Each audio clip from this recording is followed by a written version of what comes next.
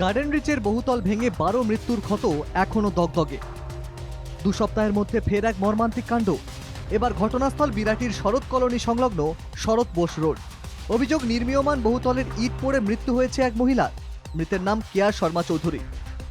ভদ্রমহিলা প্রত্যেকদিন সন্ধ্যেবেলা এখানে হাঁটাহাঁটি করে, তার কোনো রিলেটিভের সঙ্গে ফোনে কথা বলে, তেমনি তার বাউন্ডারির মধ্যেই সে কথা বলছিল। 6 তলার ছাদের থেকে ভেঙে পড়বে, এটা তো কেউ ভাবতে পারবে না, সেটাই কেস হয়েছে। আর এই বিল্ডিংটা তৈরি হওয়ার শুরুতেও আর একবার এই ঘটনাটা ঘটেছিল। এলাকাবাসীর অভিযোগ, বেআইনিভাবে নির্মাণ চলছে বহুতলটি। বিরাটির মর্মান্তিক কাণ্ডকে গার্ডেন রিচের সঙ্গে তুলনা করছেন স্থানীয়রা।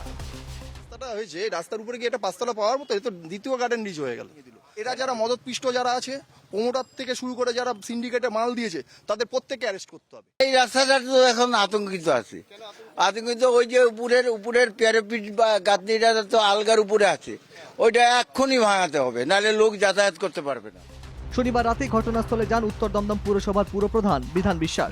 17 নম্বর ওয়ার্ডের অন্তর্গত এই এলাকা। স্থানীয় কাউন্সিলর মহুয়ার শিলো যান সেখানে। মৃতার পরিবারের পাশে থাকার আশ্বাস শাসক দলের। কিন্তু বিরাটির ঘটনাতেও প্রশ্নে পুরসভার ভূমিকা।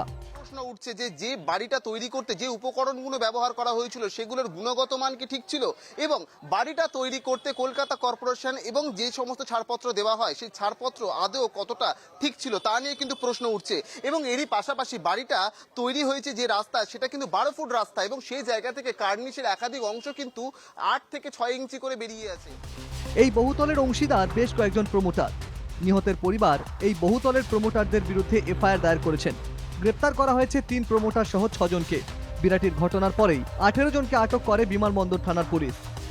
ঘটনাস্থলে এসেছেন, কোথাও কি দেখে মনে হচ্ছে যে এটা ইললিগাল কনস্ট্রাকশন?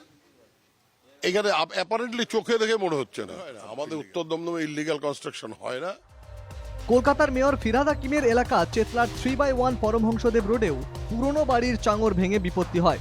রবিবার ভোর 5টা নাগাদ ঘটনাটি ঘটে। রাস্তা ফাঁকা থাকায় কোনো রকম হতাহতের ঘটনা ঘটেনি। এদিন সকাল থেকে বিপর্যয় মোকাবিলা দপ্তরের কর্মীরা ওই বাড়ির বিপজ্জনক অংশ ভাঙার কাজ শুরু করে।